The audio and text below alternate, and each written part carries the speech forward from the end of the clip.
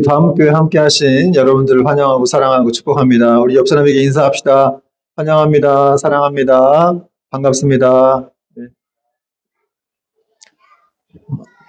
오늘 말씀 제목은 믿음은 어려움 속에서 성장한다. 믿음은 어려움 속에서 성장한다 라는 제목으로 하나님 말씀 전하겠습니다. 여러분, 만남은 생명이죠. 저도 이 말을 참 좋아하는데 이번에 또 우리 선교 가기 전에 또 같이 갈 우리 신천 하나비전교회와 또 만나서 이렇게 사역들을 하고 또 공연 연습도 하다 보니까 좀 처음에 만나지 못했을 때는 좀 걱정도 되고 좀 우려가 있었는데 만나보니까 정말 너무 다 좋고 또 기쁘고 저희 아이들도 또 연습하는 가운데 아주 즐거움 가운데 이렇게 할 수 있어가지고 역시 만나야 되는구나. 여러분, 정말 사람은 만나야 되고 또 하나님도 만나야 되는 것이죠. 여러분, 우리 일본 선교 기대하시길 바랍니다. 우리 일본 아직 안 갔지만 이번 주 목요일에 출발하면은 가서 이제 일본 영혼들을 만나게 될 것이고 또 환경을 만나게 될 것이고 여러분도 일본에서 역사하시는 하나님을 만나게 될 것입니다. 여러분, 그런 믿음을 가지고 나아갔으면 좋겠습니다. 여러분, 아브라함이 하나님을 만났죠. 근데 하나님이 찾아오신 거예요. 그러니까 아브라함을 찾아오신 하나님께서는 아브라함에게 사명을 주셨습니다. 어떤 사명입니까? 너는 고향과 친척, 아버지의 집을 떠나서 내가 내게 보여줄 땅으로 가라. 그런 말씀하셨습니다. 보여주신 땅이 아니라 보여줄 땅으로 가라는 거였어요. 여러분, 사람들은 보통 이렇게 보여주시면 내가 갈게요. 이렇게 많이 말들을 하죠. 그런 생각을 하고. 아니, 어떻게 보지도 않고 갈 수가 있습니까? 이렇게 말하는데 하나님은 그게 아니에요. 그냥 먼저 가라는 거예요. 볼 거 없이 그냥 먼저 가라. 여기서 우리는 이게 하나님과 우리의 어떤 관점의 차이를 좀 볼 수가 있는데 사람은 자꾸 뭘 보고 가려고 해요. 그래야 안심이 되니까. 근데 하나님은 그러지 말고 일단 가서 보라는 거예요. 그래서 이렇게 하나님과 우리의 관점의 차이를 잘 알지 못하면 우리가 믿음 생활을 하기 좀 어려워요. 그래서 여러분, 믿음이란 무엇이냐? 보고 가는 게 아니라 안 보여도 그냥 가는 거예요. 여러분, 이 인생 알고 갑니까? 당장 지금 1시간 후에 어떤 일이 벌어질지 모르잖아요. 아무도 몰라요. 내일도 어떤 일이 벌어질지 모르지만 그냥 우리는 하나님을 믿고 가는 거죠. 그런 의미에서 우리가 하나님을 믿고 있다는 자체가 얼마나 감사한지 모르겠어요. 그죠? 세상을 다 아시고 다 준비하시는 우리를 만드신 하나님이 우리의 아버지가 되시니까 우리의 삶을 인도하시잖아요. 그러니까 우리는 당장 1시간 앞에 어떤 일이 벌어질지 몰라도 우리는 그냥 투벅투벅 갈 수 있는 거예요. 우리 아버지가 계시기 때문에. 여러분, 그런 믿음으로 순종하시고 또 따라오시길 축원드립니다. 여러분, 아브라함은 하나님 말씀에 순종했어요. 그래서 75세란 나이에 가족들을 데리고 오직 약속 하나만을 붙들고 가나안 땅으로 이제 갈대아 우르에서 가나안 땅으로 출발했습니다. 중간에 이제 하란이라는 곳에 들렸는데 거기가 또 생각보다 아주 살기가 아주 그냥 괜찮아요. 그래서 아버지가 거기 눌러 앉아버렸네요. 그런데 그 아버지가 거기서 돌아가셔가지고 또 유혹에 빠지지 않고 가나안으로 또 출발할 수가 있어서 지난주 성경에 살펴보았던 것처럼 마침내 그들이 가나안 땅에 들어갔다. 여러분, 중요한 건 뭐냐면 출발하면 되는 거예요. 시작하면 마침내 하나님이 인도하신다. 이런 것입니다. 그래서 가나안에 아브라함이 가족들과 함께 다 데리고 들어갔다는 거예요. 그런데 아이고나, 막상 가보니까 기대했던 곳과는 조금 다른 그런 좀 굉장히 냉혹한 현실이 기다리고 있었습니다. 10절 보니까 그 땅에 기근이 들었으므로 아브라함이 애굽에 거류하려고 그리로 내려갔으니 이는 그 땅에 기근이 심하였습니다. 아이고, 그렇게 힘들게 이렇게 약속의 땅에 가봤더니 아주 기근이 심한 거예요. 오늘 본문에 보니까 10절 보니까 기근이 심했다는 말이 2번이나 나오고 있어요. 진짜 기근이 심했던 것 같아요. 여러분, 아브라함이 어떤 일을 하는 사람이에요? 농경과 목축업을 했던 사람인데 이 사람한테 기근이 심한 거면은 굉장히 자기 생업에 타격이 이만저만이 아닌 거죠. 그러니까 소위 말하면 요즘 말로 아주 불경기를 심하게 만난 거예요. 한 가정의 아버지죠, 아브라함이. 그리고 혼자 간 게 아니잖아요. 많은 식솔들을 이끌고 간 리더인데 그러니까 다른 사람들 보기도 그렇고 좀 민망하죠. 아니, 이렇게 하나님 약속 붙들고 여기까지 왔으면 최소 이렇게 먹고라도 살아야 되는데, 그러기는커녕 이게 더 어려워진 거예요. 그러니까 진짜 하나님 말씀에 이렇게 순종하면 좀 이렇게 복 받는다. 이런 걸 얘기도 해주고 싶은데 그렇게 말하지 못하는 그러나 어려운 상황이 생겨버린 겁니다. 여러분, 우리도 살아가면서 이런 일이 종종 발생하지 않습니까? 진짜 마음 다잡고 뭔가 좀 이렇게 해보려고 하는데 일이 더 안 되는 경우가 있죠. 마음 잡고 진짜 교회도 가보려고 하고 말씀도 배우려고 하고 뭐 교회도 봉사해보려고 하는데 경제는 더 안 좋아지고 또 부부 사이는 더 나빠지고 자녀들도 말 안 듣고 뭐 그럴 수가 있다는 거예요. 근데 그 이유가 뭐예요? 하나님께 순종하려고 했기 때문에 그렇다는 거예요. 여러분, 하나님께 순종하려고 할 때 여러 가지 일이 생길 수가 있는 거죠. 근데 이것은 바로 하나님이 우리에게 주시는 이제 믿음의 시험이라는 거죠. 믿음의 시험. 그러니까 진짜 내 믿음이 무엇인지를 드러내 보여주는 그런 시험인 거예요. 여러분, 사람이 자기 믿음이 어떤지를 가장 잘 알 수 있는 방법이 어떤 걸까요? 자기 믿음이 어떤지를 가장 잘 알 수 있는 방법은 이렇게 먹고 사는 문제로 어려움을 겪으면 돼요. 무슨 말인지 알겠죠? 정말로 이렇게 돈이 떨어졌을 때 내가 어떻게 반응하는가. 그때 내 믿음의 현주소가 이렇게 드러나는 거예요. 그러니까 그동안 나는 돈으로 살아왔는지, 말씀으로 살아왔는지, 떡으로 살아왔는지, 그걸 이제 알게 되는 거예요. 여러분, 돈이 떨어졌을 때 나는 내 마음이 막 눌리고 막 힘들고 막, 이제 어떻게 살아야지? 이렇게 되면은 여러분의 믿음이 말씀으로 살아온 게 아니라 떡으로만 살아왔구나. 이런 걸 알면 된다는 거예요. 여러분, 아브라함은 큰 위기에 처하게 되었습니다. 갈대아 우르에선 자기를 도와줄 사람이 있는데 여긴 지금 도와줄 사람이 아무도 없어요. 진짜 하나님만 바라보고 왔는데 이게 뭐 전혀 계신 것 같지가 않아. 참 속상하겠죠. 힘들고 진짜 버려진 것만 같은 그런 생각이 들었습니다. 그런데 여러분, 중요한 거는 이 시험은 아브라함에게 임한 이 기근은 그냥 우연이 아니었다는 것이죠. 여러분, 세상에 우연이 어디 있겠어요? 하나님이 주시는 시험이었다는 거예요. 하나님이 주시는 어려움. 그럼 왜 하나님이 이렇게 힘들게 우리를 하시는가, 힘들게 만드시는가? 그것은 바로 아브라함의 믿음을 연단하셔서 그의 믿음을 강하게 하시기 위한 그런 하나님의 시험이었다는 것이죠. 여러분, 하나님은 우리의 미래에 소망을 주시고 평안을 주시려고 하시는 분이십니다. 여러분, 믿으시기 바랍니다.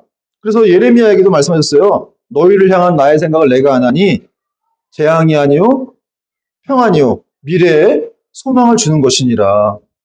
이것이 바로 하나님의 생각이었다는 것이죠. 그러나 이스라엘 백성들은 그게 우리가 지금 뭐 어디 바벨론에 끌려가서 이렇게 힘들게 살고 있는데 무슨 우리에게 소망을 주시는 것이냐 이렇게 생각을 했다는 것이죠. 그러나 하나님은 그게 아니야. 난 너희들에게 아버지로서 자녀가 잘 되기를, 평안하기를, 너에게 소망을 주는 게 내 뜻이다. 이렇게 말씀하셨다는 것이죠.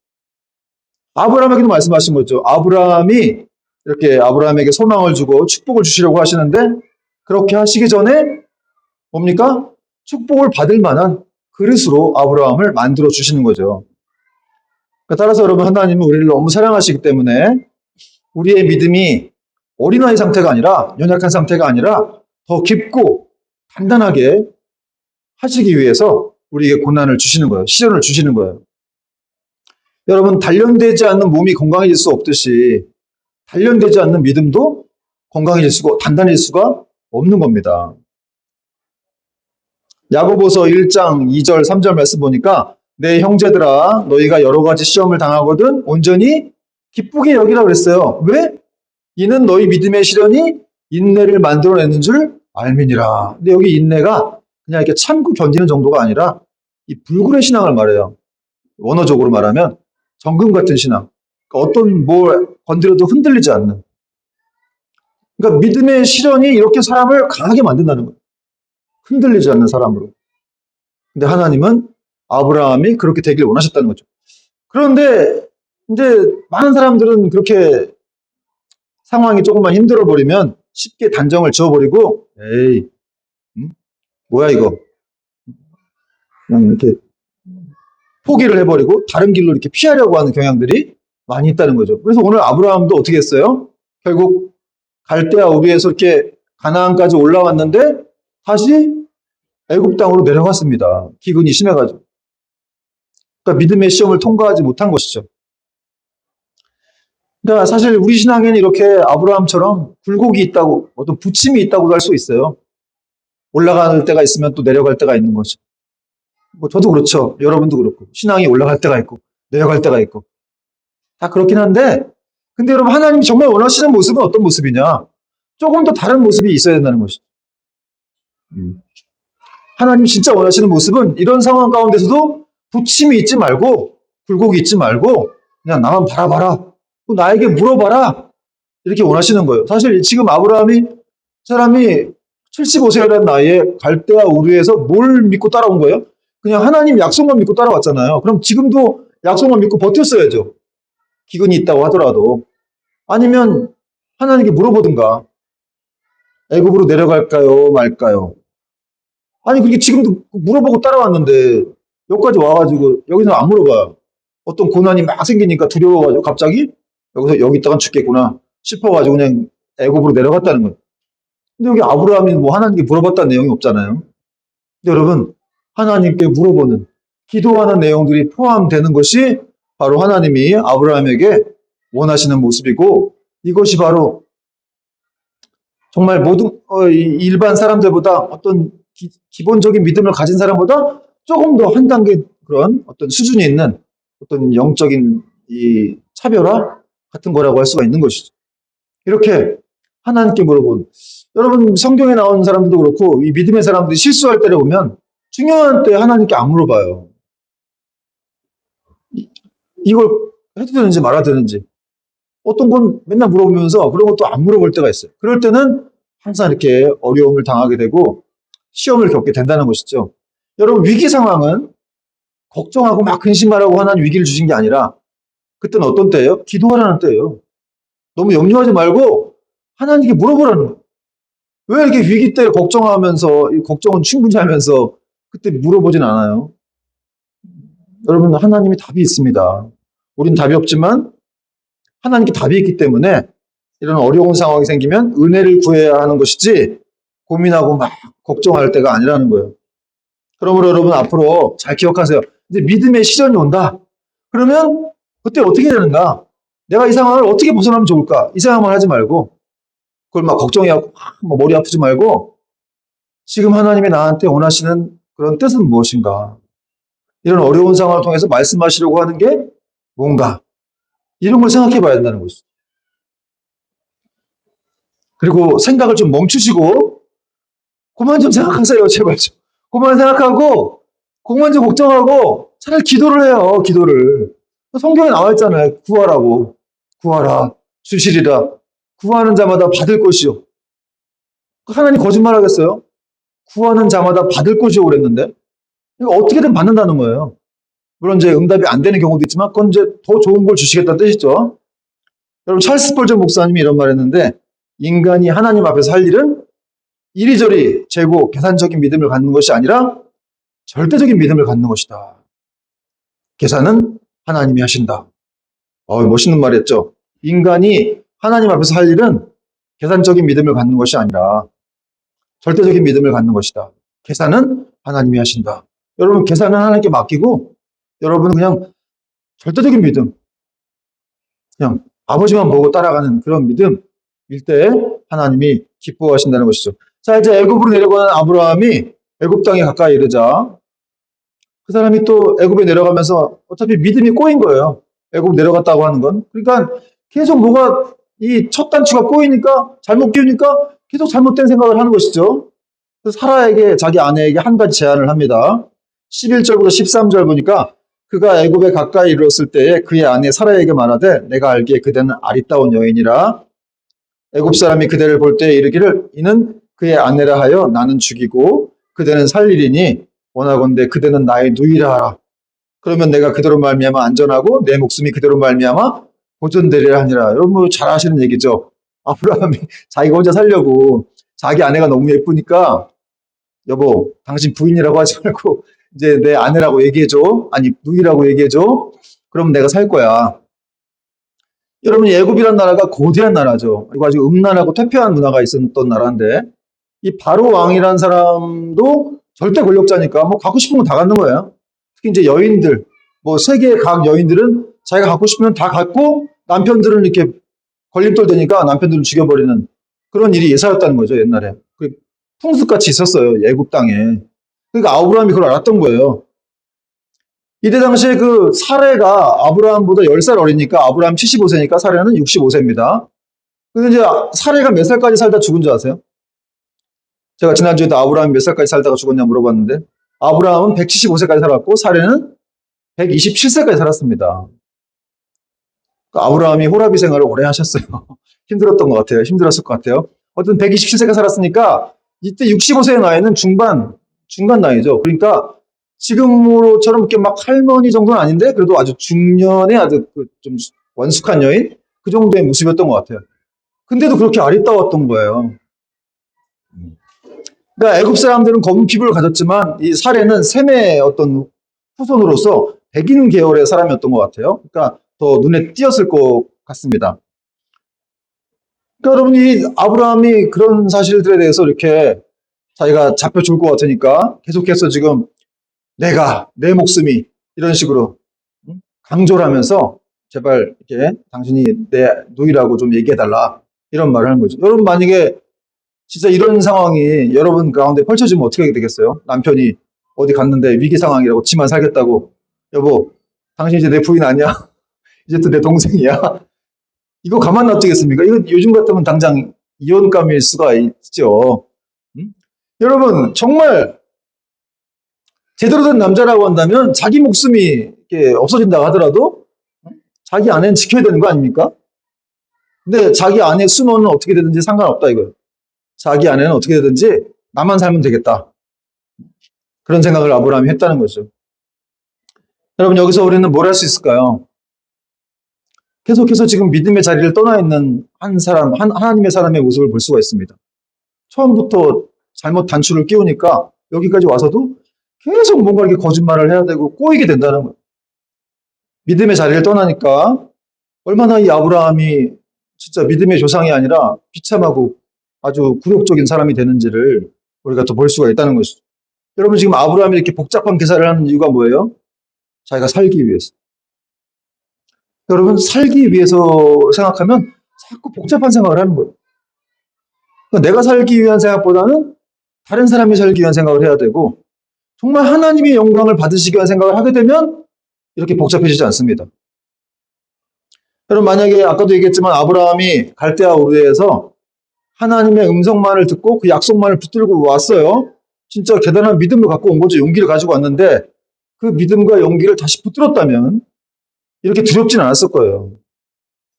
왜냐하면 이 믿음이라고 하는 건 진짜 믿음은 두려움을 내어 쫓기 때문에 그렇습니다. 정말 하나님이 나와 함께 하신다. 내 모든 인생을 돌보시고 지켜주신다라는 믿음을 갖고 있으면 두려움을 내어 쫓을 수가 있겠죠. 그러나 아브라함은 지금 그런 믿음이 없어요. 그냥 애굽이라는 거대한 나라의 위용과 이 바로라고 하는 이 무서운 어떤 절대 권력자를 너무 두려워하게 된 거예요. 여러분 사람을 두려워하면 이렇게 올무에 빠지게 된다고 성경 말씀하고 있죠. 여러분 믿음으로 살기를 결단하고 나선 인생인데 믿음을 잠시 잊어버리니까 이렇게 인간적인 염려가 파고들면서 아주 초라한 인생이 되어버렸던 것이죠. 그러면 여러분 이렇게 믿음을 잃어버리면 이전에 살던 방식대로 이렇게 내가 살기 위해서 어떤 타협을 하게 되고 또 그렇게 살기 위한 길만 찾게 된다는 것이죠. 여러분 아브라함의 이런 일대기를 좀 설교 준비하면서 어쩌면 이런 모습이 우리의 모습일 수도 있겠구나.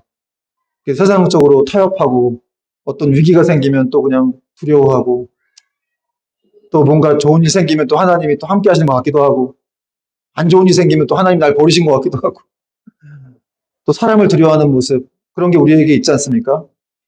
저도 그렇고 여러분도 그렇고 참 믿음의 사람들이 이렇게 그런 갈림길을 맞이할 수 있겠다라는 생각이 들기도 합니다. 드디어 이제 애굽에 가까이 이르렀더니 아브라함의 염려대로 애굽 사람들이 사라의 미모를 주목하기 시작합니다. 14절과 15절 보니까 같이 읽겠습니다. 14절 15절 시작. 아브라함이 애굽에 이르렀을 때에 애굽 사람들이 그 여인이 심히 아리따움을 보았고 바로의 고관들도 그를 보고 바로 앞에서 칭찬함으로 그 여인을 바로의 궁으로 이끌어 들인지라. 여러분, 이렇게 사례가, 아브라함의 아내가 너무 아름다웠던 것 같아요. 저는 그래서 제가 천국에 가보면 꼭 사례를 만나고 싶어요. 아니, 얼마나 아름다웠으면 이렇게 65세 된 그 중년 여인분이 이렇게까지 아름다웠을까? 여기 이 바로의 고관들이 그녀를 보고 칭찬했다는 말이 나오는데, 칭찬했다는 말의 원어 뜻이 찬양했다는 말이에요. 그 이 아브라함의 아내를 보고 찬양을 했다는 것이죠. 그리고 여기 이제 심히 아리따웠다라는 내용은 빛났다 이런 뜻인데, 아주 광채가 날 정도로 이렇게 화려하게 아름답게 빛났다 이런 뜻을 갖고 있습니다. 그러니까 진짜 이 애굽 사람들이 검은 피부에 비해서 아주 백옥 같은 하얀 피부를 갖고 있었으니까 더 눈에 띄게 아주 하얗게 보였을 것 같고 광채가 났던. 사실 또 이 사례라는 여인이 아기를 아직 안 낳아본 그 나이지만 아직 아기를 안 낳아봤죠. 그러니까 그런 여인으로서 굉장히 좀 자기 관리가 잘 된 사람이었던 것 같아요. 그러니까 이렇게 고관들까지. 근데 여러분 생각해보면 애굽 사람들은 그렇다 치더라도 이 강요들, 높은 사람들까지 다 궁에서 바로 앞에서 그 여인을 칭찬하는, 너무 코미디 같지 않아요? 무슨 이렇게 높은 강요들이 이렇게 한 여인이 기쁘다고 궁에서 이렇게 칭찬을 해도 되나? 이렇게 수준이 이렇게 낮은 건가? 이렇게 생각할 수도 있을지 모르겠지만, 여러분 저도 들은 얘기인데 실제로 어떤 중동 한 나라에서 이 고위 공직자들이 회의할 때 한국의 드라마 대장금 얘기를 이렇게 계속 했다고 하더라고요. 그 대장금이 너무 재밌으니까 그 강요회의 때 그 얘기를 하면서 몇 시간을 보냈다. 그런 얘기도 들어보았습니다. 그러니까 여러분 이렇게 이 고위 공직자들도 그런 얘기를 할 수가 있겠죠. 또 외국에서 이렇게 어떤 여인이 들어왔는데 너무 또 아름답다고 하니까 모여갖고 막 이렇게 바로에게까지 칭찬한 건데 결국 바로가 그 여인을 불렀습니다. 그리고 궁으로 데리고 들어갔죠. 근데 그냥 데리고 들어가지 않고 아브라함에게 아주 많은 지참금을 줬어요. 중동 지방에서는 신부를 데리고 올 때 지참금을 주잖아요. 지금도 그런 문화가 있는데 16절 보니까 이에 바로가 그로 말미암아 아브라함을 후대함으로 아브라함이 양과 소와 노비와 암수 나귀와 낙타를 얻었더라. 오메, 아브라함이 아주 거부가 돼버렸어요. 원래 좀 부자였는데 지금도 굉장히 거부가 된 거예요. 엄청나게 받았어요. 여러분, 이 양과 소와 노비와 암수 나귀 낙타 몇천 마리 얻었는데 아브라함이 마음이 좋았을까요? 어떻게 생각하세요? 아브라함이 기뻤을까요? 아브라함이? 그럼 만약에 진짜 자기 누이였으면은 이렇게 애굽 땅까지 와가지고 자기 누이가 이제 애굽 그 바로 왕의 첩이 된 거니까 부인이 된 거니까 자기 이제 왕의 사돈이 된 거죠. 그런 의미에서 진짜 이건 큰 수치를 맞았다라고 생각할 수도 있겠지만 그러나 지금 기뻐할 수가 없습니다. 왜 그렇습니까? 자기 아내라는 거예요. 그 더 축복이 끼지 못한 것은 가장 중요한 걸 뺏긴 거예요. 그렇죠? 여러분 아브라함 막 골치 아팠을 거예요. 어떻게 하다 내가 지금 여기까지 이렇게 와가지고 이게 뭔가 도대체 지금 웬일인가? 어떻게 하다 이게 지금 내 부인이 누이가 돼가지고 지금 바로 왕에게 들어가는 것인가? 난리 났겠죠. 여러분 아브라함은 아까는 기도 안 했지만 여기 와서는 정신 차리고 이제 좀 때가 늦긴 했지만 하나님 앞에 엎드려서 막 기도했을 수도 있습니다. 하나님 살려달라고 어떻게든 도와주세요. 라고 뭔가는 성경에 나오지 않지만 아브라함 같았으면 할 수도 있었겠죠. 어쨌든 그런 구절이 없으니까 아브라함이 그냥 놀래기만 당황하기만 했을 수도 있겠는데 그런데 여러분 우리 하나님께서는 이렇게 백성들을 돌보신다는 거예요. 정말 하나님이 이렇게 지키십니다. 그 내용이 또 17절에 나와 있어요. 우리 중요하니까 17절을 같이 한번 읽읍시다. 시작. 여호와께서 아브라함의 아내 사레의 일로 바로와 그 집에 큰 재앙을 내리신지라. 아브라함이 기도했는지 안 했는지 모르겠는데 어쨌든 하나님이 아브라함을 돌보셨어요. 이 바로의 집안에 큰 재앙을 내셨다. 이게 원어적인 뜻은 하나님이 형벌로서 강하게 때리다. 뭘로 때렸는지 모르겠는데 혹자들의 말에 의하면 아주 심한 질병을 내셨다. 이런 말들을 합니다. 어쨌든 간에 중요한 건 바로가 깨달은 거예요. 아브라함을 건드렸다간 죽는구나. 아브라함의 아내를 건드렸다간 죽겠구나. 그 식겁을 해가지고 다시 아브라함을 부르죠. 여러분 이렇게 하나님은 택한 백성들을 돌보시는 분이신 줄 믿으시길 축원합니다. 초자연적인 방법을 하셔서라도, 사실 지금 아브라함이 잘못한 거 아니에요. 자기 아내를 독이라고 속이고. 그 아브라함이 죄진 건데. 근데 여러분 여기서 우리가 알 수 있는 건 아브라함의 죄를 죄대로 그냥 이렇게 판결하시는 분이 아니라는 것이죠. 그 죄를 오히려 은혜로 갚아가지고 사랑과 은혜로 베풀어 주신 분이라는 거예요, 하나님이. 그리고 또 하나님은 어떤 분이시냐면 이 바로 왕까지 생각하신 분이셨어요. 바로가 그 사람이 어떤 잘못해서 이렇게 아브라함의 아내를 데려간 게 아니라는 거를 알았죠, 하나님이. 그래서 바로가 더 이상 죄를 범하지 못하도록 어떤 이런 징벌을 내신 겁니다. 그러니까 이거는 더 이상 뭐 바로 입장에서 더 죄를 짓지 못하도록, 만약에 진짜 그 여인 데리고 들어가서 뭐 동침했거나 이렇게 되면 어떻게 됐겠어요. 그러니까 그러기 전에 하나님이 딱 막아버리신 거죠. 그러니까 이 징벌은 복된 징벌이다라고 생각할 수가 있는 것이지. 여러분, 오늘날 우리가 이렇게 공중권세 잡은 사단이 이렇게 왕노릇해요. 여러분이 지금 눈에 보이지 않지만 여기도 사단이 있겠고 밖에도 마귀들이 막 판치고 우리를 낙심시키고 절망시키고 막 나쁜 데로 빠뜨리기도 하고 하나님을 멀어지게 하기도 하고 그런 일들이 있지만, 그런 가운데서도 우리가 하나님의 뜻을 행하고 또 이번 주 선교도 가지만 이렇게 선교하고 예배드리고 기도하고 하는, 이렇게 살 수 있는 것도 바로 이 하나님께서 당신의 자녀들을 보호하시고 그런 것들을 우리가 확신하기 때문이죠. 그러므로 여러분, 하나님께서 세상을 창조하시고 지금도 세상을 주관하신다는 거죠. 우리를 붙드시고 계시고 특별히 택한 자들을 통해서 그 약속대로 일하시는 분이시기 때문에 그걸 진짜 믿는다면은 우린 두려워할 필요가 없다는 거예요. 아무것도 두려워할 필요가 없다. 정말 믿음으로 정말 다윗과 같이, 여러분 다윗은 무슨 고백을 했어요? 내가 사망의 음침한 골짜기로 다닐지라도 해를 두려워하지 않을 것은 주께서 나와 함께 하심이라. 주의 지팡이와 막대기가 나를 안위하시나이다. 사망의 음침한 골짜기를 지나다니지 할지라도 하나님이 나와 함께 하신다는 거예요. 그 주의 지팡이와 막대기 두 개를 얘기했죠. 그 두 개가 우리를 지키신다는 거예요. 사도 바울도 로마서에서 이런 고백했습니다. 만일 하나님이 우리를 위하시면 누가 우리를 대적하리요? 이 구절을 마틴 루터도 굉장히 좋아했는데, 그래서 그가 여러분 거대한 나라 같은 이 세력인 카톨릭과 싸운 거예요. 목숨 걸고. 만일 하나님이 우리를 위하시면 누가 우리를 대적하리요? 그러면서 이제 찬송가를 하나 만들어가지고 부르면서 이 보름스 회의로 막 걸어갔다 그래요. 사실 그 당시 뭐 이 수도사 같은 정도는 그냥 몰래 잡혀갖고 죽어도 뭐 그냥 어디서 죽었는지도 모르는 그런 상황일 텐데, 루터가 믿음을 가지고 그런 카톨릭과 싸우면서 개신교를 탄생시켰다는 것이죠. 여러분, 바로는 바로 기겁을 해가지고 너무 쫄아가지고 아브라함을 불렀어요. 그리고 그를 책망했습니다. 18절 보니까 바로가 아브라함을 불러서 이르되 네가 어찌하여 나에게 이렇게 행하였느냐? 네가 어찌하여 그를 내 아내라고 내게 말하지 아니하였느냐? 여러분, 아브라함의 이 바로의 억울함이 느껴지세요? 네가 어찌하여 이렇게 의문문을 막 반복하면서 자신의 억울함을 항변하고 있어요. 야, 네 부인님은 얘기를 해줘야 될 거 아니야. 나 죄 지을 뻔했잖아. 아이고 응? 유엔수야 이러진 않았겠지만, 어? 여러분, 여기서 우리가 또 알 수 있는 건 뭡니까?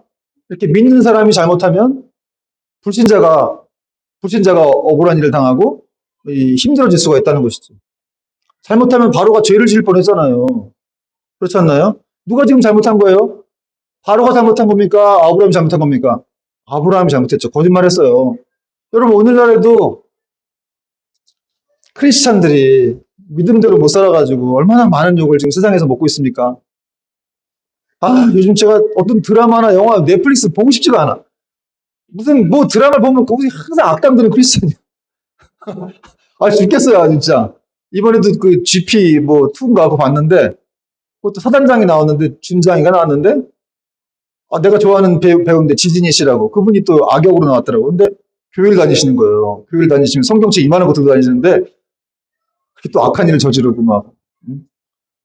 그러니까 그냥 아니 왜 또 교회야? 이런 생각이 막 들더라고. 마음이 불편해요, 사실은. 저도 목사니까 꺼버릴까? 그러고 싶다가도 재밌으니까 계속 봤습니다. 봤는데 어쨌든 간에 기분은 안 좋아. 왜 기독교를 괴롭히는 거야? 이런 생각이 드는데, 한편으로는 얼마나 그냥 그 영화 감독이라든지 이런 세상에서 기독교를 어떻게 평가하면 이렇게까지 모든 드라마나 영화에 거의 그냥 악역의 단골은 다 교회냐? 어떻게 그 소재가 다 성경이냐? 너무 가슴이 아프더라고요. 사실 저는 요즘에 그래서 목사하기가 싫어요. 솔직히 말해서. 기독교라고 어디 가서 말하기도 그런데 그러나 그럼에도 불구하고 이럴 때 우리는 여러분 더 믿음을 가지고 살아야 되는 거 아니겠습니까? 아니 일부가 그런 건데 사실은 이제 그분들이 다 이렇게 폄하시킨 거 아니에요. 기독교 인구가 얼마나 많은데 그 중에 몇 사람 그런다고 일부가 그런다고 다 진짜 신실한 크리스찬까지 다 이렇게 매장을 시켜버린 건데 그러니까 방송에 책임도 있다고 생각 들지만 어쨌든 그렇게까지 나가게 된 이유를 이제 우리가 생각을 하고 좀 더 우리는 하나님 앞에서 바른 모습으로 말씀 붙들고 살아야 되겠다. 또 여러분 다시 성경으로 돌아가야 되는 거예요. 성경 말씀대로 안 사니까 그 성경을 안 보니까 하나님 뜻이 뭔지도 모르고 그렇게 자기 탐욕대로 자기 죄적인 좀 본성대로 살아가다가 그렇게 욕을 먹는 것이죠. 오늘 아브라함도 그랬다는 거예요. 믿음을 못 잡으니까 못 붙드니까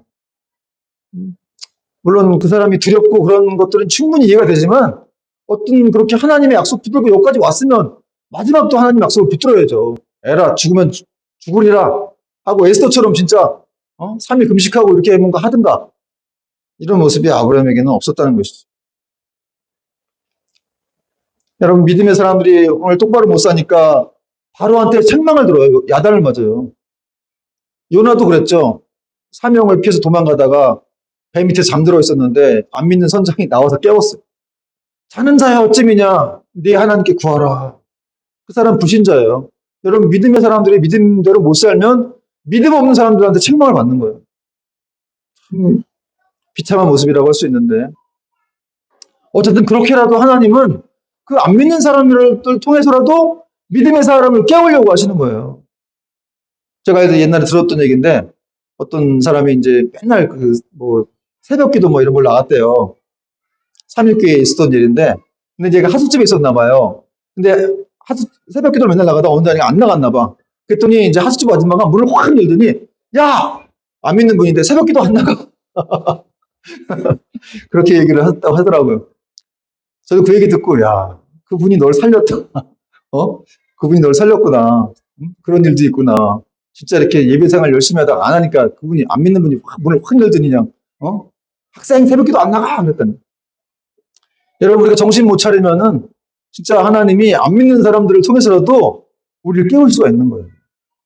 감사하셔야 돼요. 여러분 진짜 감사해야 되는 거예요.